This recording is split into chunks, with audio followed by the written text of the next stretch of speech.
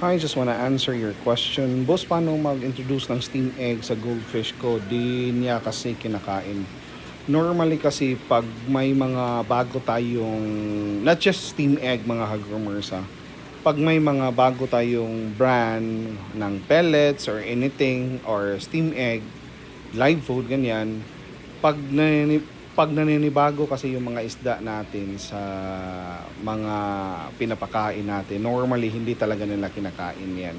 Same lang ng tao, 'di ba? Pag hindi nila medyo kilala yung mga pagkain na kinakain nila is medyo nagtatanong, masarap ba ganyan. So same lang yan sa isda mga hagumers.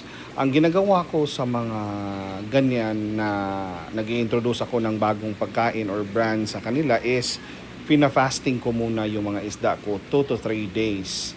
Of course, kahit anong pagkain naman na introduce natin sa isda, pag gutom yan, kakain talaga sila. So, yun lang mga ka-groomers. Fasting lang. 2 to 3 days bago natin pakainin or introduce sa bagong brand na gusto nating ipakain sa kanila or bagong pagkain na ibibigay natin sa kanila. And paunti-unti lang po muna. Wag po biglain natin na sobrang dami ang ibigay sa kanila kasi baka masayang lang. Okay?